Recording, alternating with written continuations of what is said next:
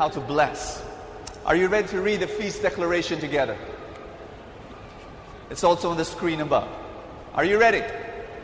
In the name of the Father, and of the Son, and of the Holy Spirit. Today, I receive God's love. Today, I open myself to His overflowing abundance, His rich blessings, and His daily miracles. Today, I welcome God's word that will make me more like Jesus. Today, I proclaim that I am His beloved, His servant, and I am His powerful champion. The Holy Spirit is at work within me, and I am being transformed from glory to glory. And my mission in life is to bless the world with all that God has given to me, in Jesus' name. We're going to be reading from Genesis chapter 27. This is a paraphrase we're going to read. And this is the story of Isaac and their two sons, and his two sons, twin brothers, Jacob and Esau. Hindi ito yung kinakain natin sa kalye kasama ng Adidas at Betamax. Ito ang pangalan ng isang tao, ang pangalan niya si Esau. How's my microphone, by the way? Are you hearing me very well? Are you hearing me well? Who sounded better, me or Alvin? Alvin, because he has a handheld microphone. Should I hold a handheld microphone? Will that improve? No? Is it the same? The same? The same? Okay, good. Nagkakagera sa Middle East because of the Arabs and the Jews fighting each other. We're going to read the root story. There are many root stories in the Bible. This is one of them. One of the primary root stories. Bakit nagkakaroon ng gera? Because of this story that we will read. For 3,000 years, nagkaroon ng conflict between the Arabs and the Jews. Because Esau, funny thing to say that. Wag niyo pangalan yung mga anak niyo na Esau. But Esau, and Jacob, they were twin brothers. But because Rebekah, their mother, played favorites, you have a 3,000 year conflict that is raging until this day. They wanted the blessing of their father Isaac, and they nag-aagawan sila for that blessing. And Rebekah, the mother, used deception, manipulation, and lying to get the blessing. And we're going to read this story. Are you ready? Thy word is a lamp unto my feet and a light unto my path. Extend your hand towards the word of God in reverence. Thy word is a lamp unto my feet and a light unto my path. Read together. When Isaac had become an old man and was nearly blind, he called his eldest son Esau and said, My son, I might die any day now. Do me a favor. Hunt me some game and fix me a hearty meal and bring it to me to eat so that I can give you my personal blessing before I die. Rebekah was eavesdropping as Isaac spoke to his son Esau. So Rebekah spoke to her son Jacob, Go to the flock and get me 2 young goats. I'll prepare them into a hearty meal. Then you'll take it to your father. He'll eat and bless you before he dies. After all these were prepared, Jacob went to his father and said, My father, I'm your firstborn son Esau. Is he lying or is he lying? He's lying. Go on. Come now, sit up and eat my game, so you can give me your personal blessing. Finally, he blessed him. May God give you of heaven's dew and earth's bounty of grain and wine. May people serve you and nations honor you. And then right after Isaac had blessed Jacob and Jacob had left, Esau showed up from the hunt. He came to his father and said, Let my father get up and eat of his son's game, that he may give me his what? Personal blessing. His father Isaac said, And who are you? I am your son, your firstborn, Esau. Isaac started to tremble, shaking violently. He said, Then who hunted game and brought it to me? I finished the meal just now before you walked in, and I blessed him, and he's blessed for good. Esau, hearing his father's words, sobbed violently and most bitterly, and cried to his father, "My father, can't you also bless me?" "Your brother," he said, "came here falsely and took your blessing. But don't you have just one blessing for me, father? Oh, bless me, my father, bless me." Esau sobbed inconsolably. Isaac said to him, "You live far from earth's bounty, remote from heaven's dew. You live by your sword, hand to mouth." Put your hand over your chest with me and let's pray together. Say this after me. Lord Jesus, I believe that you love me and you will bless me in a very special way today. By the power of your word, my spirit will grow, my spirit will flourish, I will bear fruit abundantly. You will bless my life. In Jesus' name. Amen. Amen. Hallelujah. If you believe that God will bless you today, give him a big hand, everybody.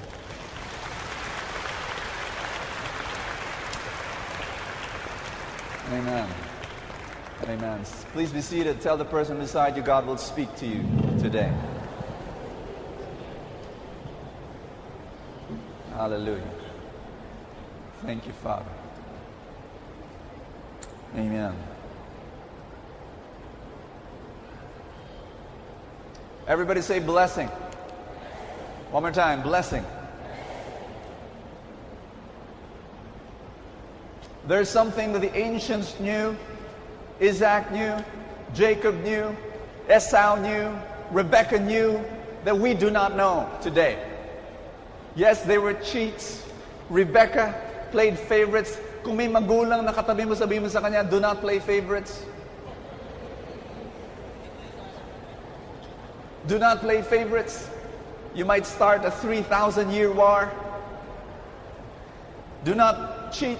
Do not lie. But there was something that they knew that we do not know.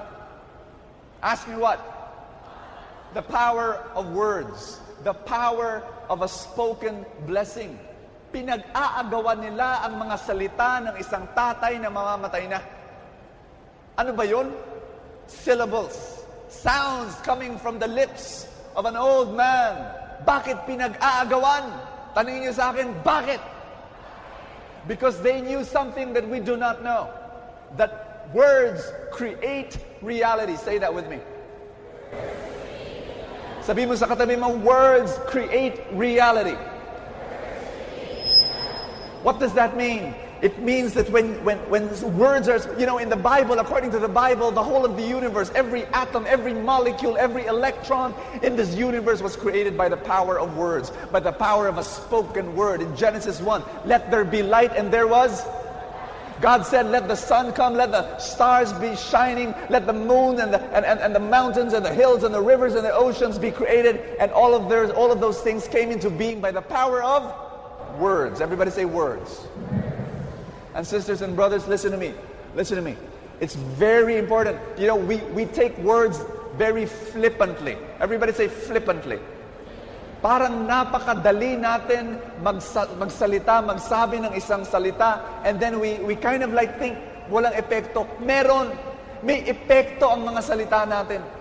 Nabasa ko yung isang sinulat ng isang lalaki. There was this son, and he said, the 6 things I learned, the 6 lessons I learned from my mother. Sinabi niya, number 1, I learned from my mother priorities.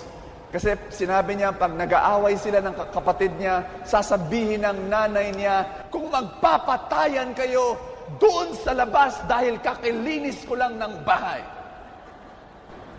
Yung pangalawang lesson na natutunan niya sa nanay niya, yung religion. Kasi sinasabi ng nanay niya, pag yang mancha na yan sa carpet, hindi matanggal, magdasal ka na.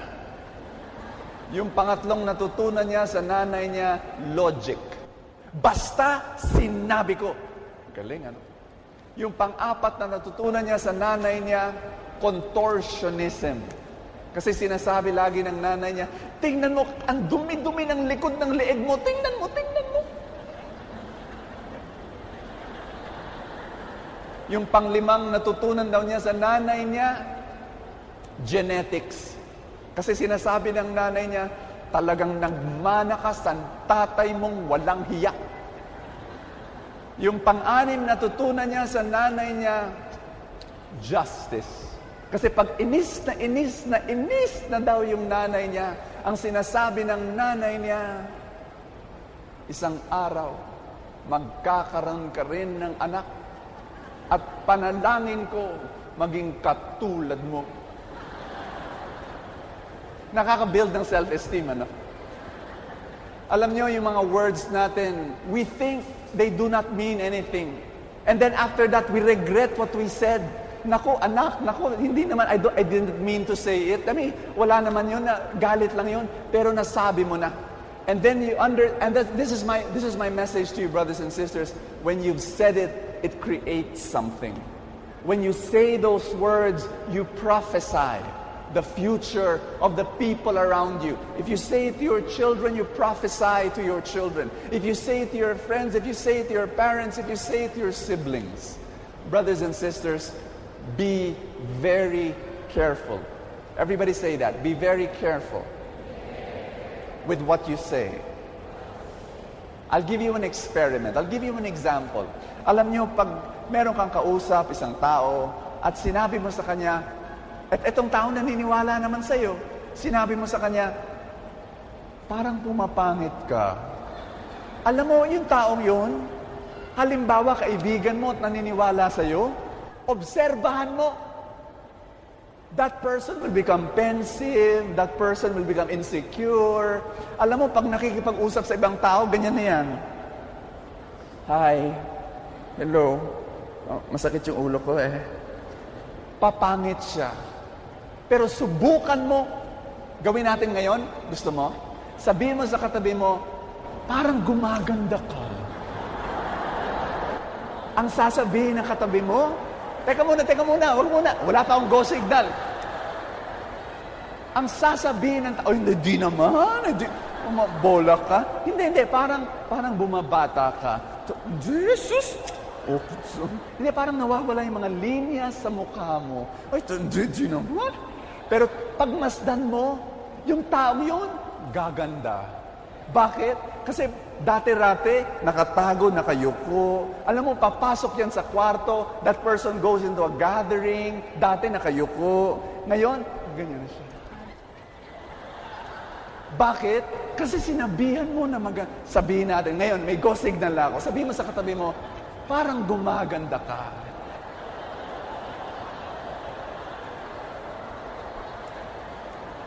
And you know what? Next Sunday, pagmasdan mo, gaganda yan. Of course, I'm making this as a joke, but it's true. Another experiment I want you to make.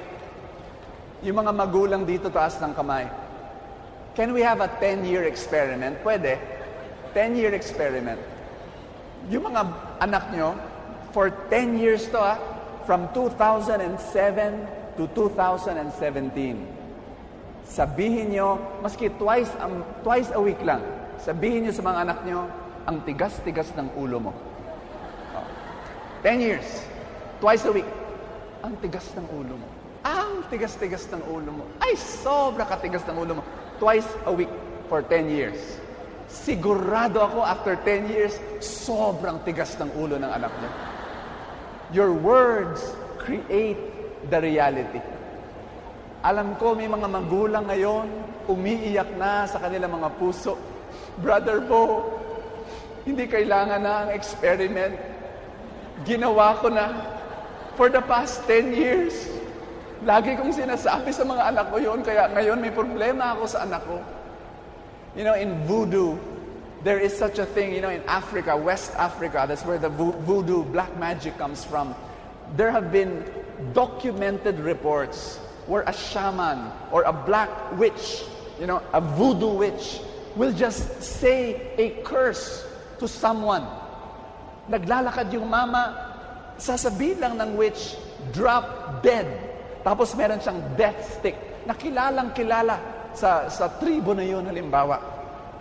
Mamamatay ka na, sasabihin ng witch.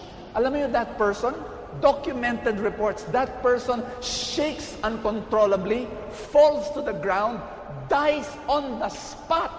Yung puso niya stops beating. Now you might say, why?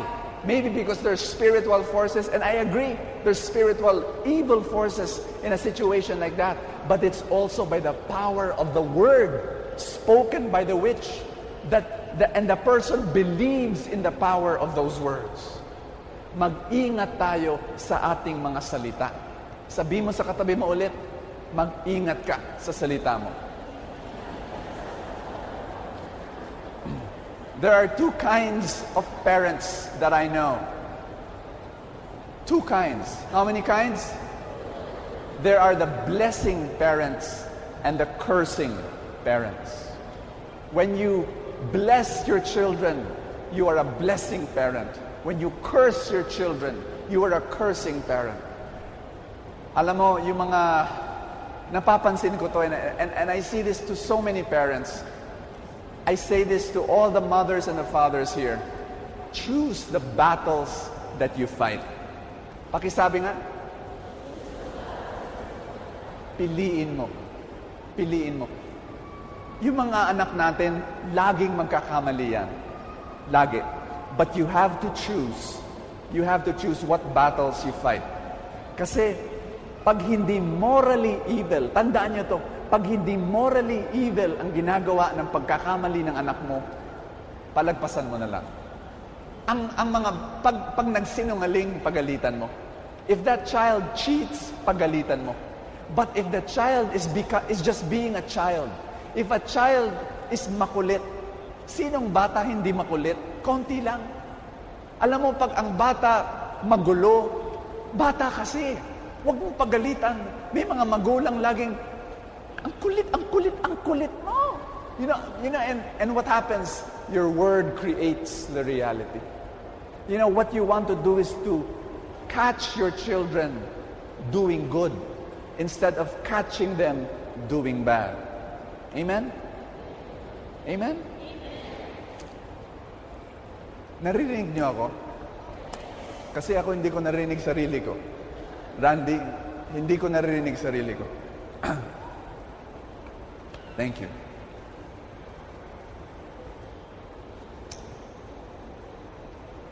The 5 ways to bless your children. The 5 ways to bless your friends. The 5 ways to bless your parents. The 5 ways to bless your office mates. Are you ready? Everybody say, I'm ready.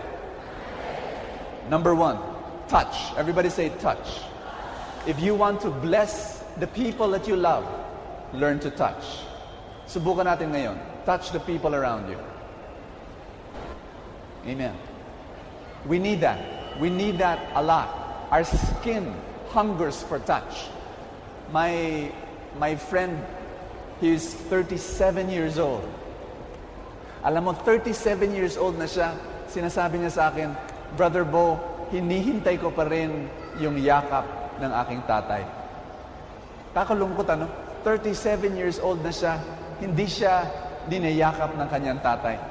At sinabi niya sa akin, dahil teaching mo, Bo, na kapag hindi ka dinayakap ng katatay mo, ikaw ang yumakap.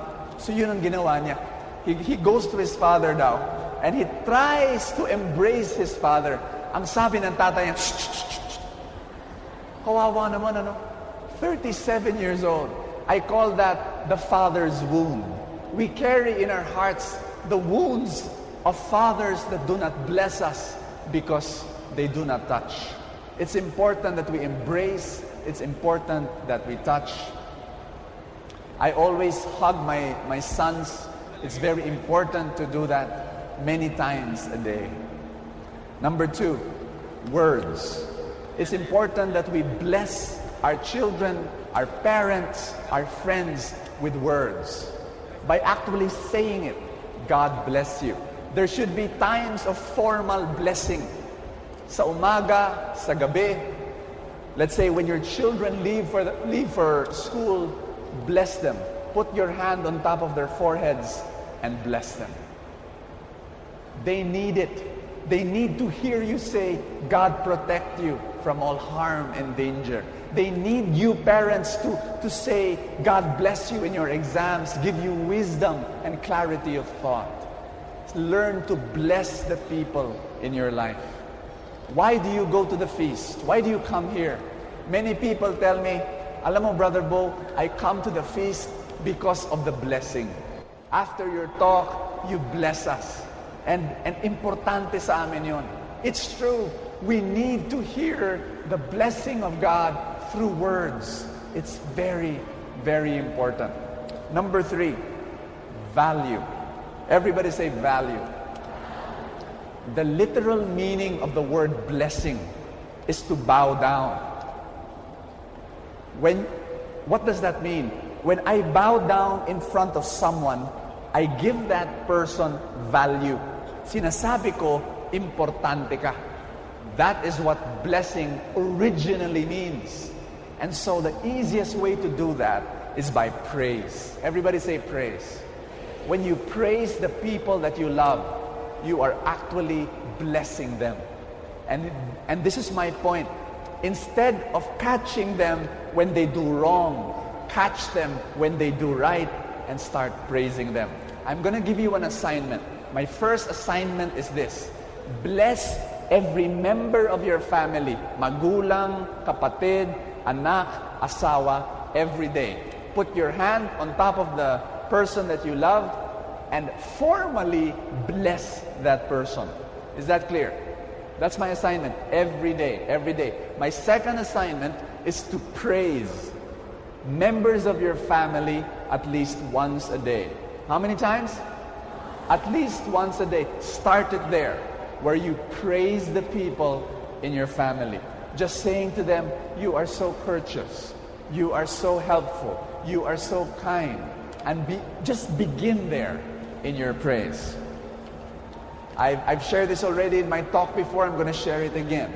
Husbands, there should be times when your wife is fixing herself in the mirror, your wife is just buttoning the last button of her blouse, napadaan ka sa likod, nakita mo yung misis mo, tumigil ka.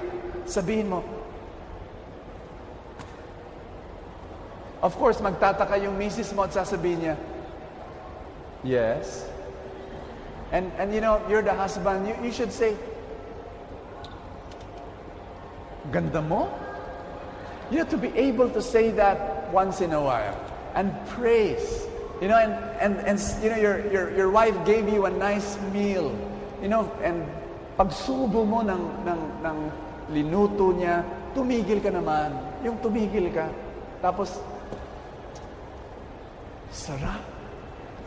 And then you hold the hand of your wife, look her in the eye, and say, I thank God I married you. Being able to praise, giving value to the people in your life. Number 4. Bago ako sa number 4, may sasabihin ako. I was talking to this woman. Alam mo yung babaeng ito, sinabi niya, parang feeling niya, she cannot do anything to get the praise of her parents. Kawawa talaga. Sinabi niya, and I was talking to about a 28-year-old woman. Okay, 28, 29, I'm not sure now. But she was telling me that there was once when her parents praised her, that was when she got a cum laude. When she graduated cum laude in college. Yung parang doon nakita niya ngumiti yung mga magulang niya at pinuri siya. But before that and after that, parang she could not do anything na pupurihin siya. Kawawa talaga. And she has all these hang-ups in her life that she's very low self-worth and trying to always prove herself to other people. It's so important to give value, to praise the people in your life. Number 4, future. Everybody say future. If you are parents, it's important to give a picture of the future of your children. Alam niyo mga kapatid, brothers and sisters, if you tell your children, nakikita ko na, hindi ka aasenso sa buhay. Minsan sinasabi natin yan dahil galit tayo eh. Ay naku, palaboy-laboy ko na lang sa kalye. We say that out of our temper. You know what? You're prophesying the future of your children. Start prophesying good things. Amen? Start saying, alam mo, nakikita ko na, magiging napaka-successful ng buhay mo. Ay, grabe, ang dami mong matutulungan na tao. At talaga makikita ko, blessed na blessed ka sa buhay mo. I can see it already. Say that to your children. Say that to your friends. Say that. Prophesy to them. Give them a picture of their future. Amen? Number 5, commitment. You've got to be committed and tell them, I will do all my best. I will do everything that I can do to make that picture a reality. The last thing I'd like to share with you is that there is no shortage in the blessing of God. And everybody say that, no shortage. Sabi mo sa katabi mo, hindi limited ang blessing ng Diyos. What does that mean? You know, Isaac, Jacob, Esau, Rebecca, they did not know, number 1, that the blessing does not happen only once in a lifetime. Akala nila, pag namamatay na yung tao, dun ka lang pwede magbigay ng blessing. That's not true. You can bless every day. But here's something else that they did not know.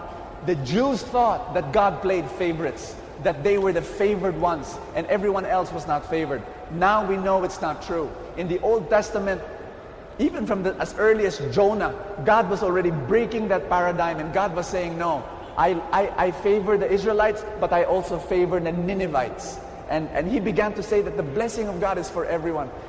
Many people have this paradigm. Listen carefully. This is what prevents many people from receiving the blessing of God. Akala nila, limited ang blessing ng Diyos. Konti lang. At dahil konti lang ang blessing ng Diyos, sasabihin nila, sige, konti lang ang kukunin kong blessing kasi yung mga iba, kawawa naman, baka maubusan. Brothers and sisters, hindi mauubusan ang blessing ng Diyos. Nakuha niyo ba? So what you do is you say, Lord, I will get all the blessings you want to give to me, and then it is your responsibility now to share and to bless other people. You got that? That's a paradigm shift I want you to make, that you receive all that God wants to give to you so that you can share and bless it to the people around you. I'm going to end my talk with one last story, because, you know, after a talk like this, I'm sure there are some people here who are complaining to God and to life and to me. Brother Bo, yung mga magulang ko, yun na yun, yung mga example mo na negative, ganun sila. Brother Bo, paano naman ako? How is it? My parents, they've been telling me, wala kang kwentang anak. Brother Bo, yung pag pinapagalitan ako ng mga magulang ko, ay nako, sinasabi nila, wala akong kwenta. Paano naman ang buhay ko? Brothers and sisters, is there hope for you? Yes, there is. Yes, there is. I'd like to end my talk with 2 stories. The first one is a true story. I met him in Australia. He's a guy, his name is Mike Sandrini. He's a huge fellow. Alam mo, he brought me to the airport and he started telling me his story. I was so shocked. And an incredible man. A man who, you know, as early as 19 years old, he was already running with the gangs. He was a drug addict. He had his own ano tawag nito, shabu plantation. He was really a man of the world. Tapos napansin niya, na-realize niya to lately, yung mga kasama niya, prostitutes, gang members, criminals. One of the things he realized, lahat sila came from broken families. Lahat sila. And it just dawned on him now. Nakulong siya. You know, when he got into prison, he became an even worse criminal. Kasi sinabi niya, pagpasok niya sa kulungan, konti lang yung alam niya tungkol sa crime. Dahil ang dami niyang mga mentor ngayon, he became a worse criminal. And then finally, Jesus came into his life. Today, that man is a missionary. Mike Sandrini is a missionary. He's serving the Lord full-time and calling on other young people to the Lord. He's about, maybe 39, 40 years old, and he's giving himself to the Lord. It's an amazing story. But my point is this. It's true that maybe we were raised up in the wrong way. You know, Mike was telling me his parents got divorced early in his life. And he did not receive the blessing that was supposed to have been given to him. And so he struggled his entire life. But brothers and sisters, he came to know God. And God was able to give him that blessing. Now, Mike Sandrini has other parents in his life. Parents who bless him. And that's what we need to do with one another. As friends, as brothers and sisters in the Lord. My last story is not a true story, but it's a great story to tell. There were two frogs, dalawang palaka. Talon sila ng talon sa isang hardin. And then they fell in a deep, deep, deep pit. Malalim na balon. Dalawang palaka nandun sa ilalim. And all the other frogs, they went near the mouth of the pit. And they peered down and they looked, uy, kawawa naman yung dalawang palaka, oh. Stuck up na dun. And the two frogs, they started jumping and jumping and jumping, trying to get out of the pit. And all the frogs, nakapalibot sa bibig ng balon, they started saying, ang lalim masyado, hindi nila kaya. Oo nga. Mamamatay na kayo dyan. Mamamatay na kayo. Sumuko na kayo. And they started shouting to the two frogs. And the two frogs, just tried their best to jump out. And they started jumping and jumping and jumping. Finally, kasi grabe yung mga ibang palaka. Ay nako, mamamatay na kayo dyan. Kawawa naman kayo. Sumuko na kayo. Give up, give up, give up. You're gonna die there. One of the frogs stopped jumping, fell on his back, and died. Namatay na lang. Pero yung isang palaka, talon pa rin ang talon, talon pa rin ang talon. Sinasabi na ng mga nasa taas ng palaka, mamamatay ka na, give up, sumama ka na sa iyong kaibigan mo, namatay na, mamatay ka na rin. Wala na wala na, masyadong malalim yan. But the frog just kept on jumping and jumping, and finally, umabot siya sa taas, nakatalon siya, nakatakas siya. Yung mga ibang palaka talagang mamamatay ka na. Hindi. And they went to the frog and they said, akala namin, wala ka na. Akala namin, magi-give up ka na, mamamatay ka na. Ano nangyari? And and the frog said, thank you, ha? Thank you so much. Grabe, thank you. And the other frog said, huh? Thank you. And the frog said, thank you. Thank you. Bakit thank you? And the frog said, sorry, mahina yung pandinig mo. Ano sinabi mo ulit? Bingi pala. Bingi. At alam mo, sinabi ng frog na yun na bingi, thank you ha, sa lahat ng encouragement nyo. Grabe.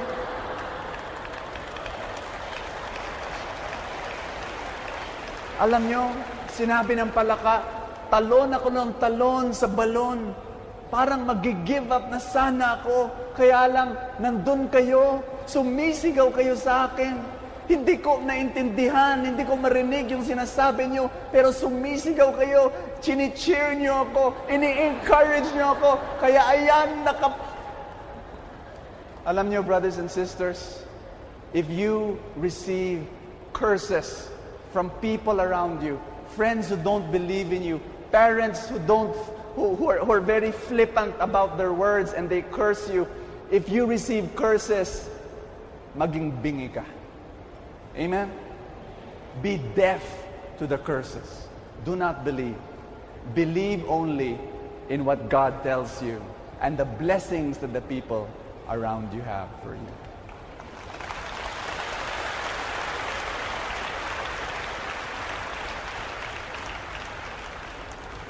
Hallelujah. Put your hand over your chest and say this with me. I am God's child. I can do all things through Christ who strengthens me. I am a success. And I have abundant blessings. Amen. Let's give the Lord a big hand, everybody.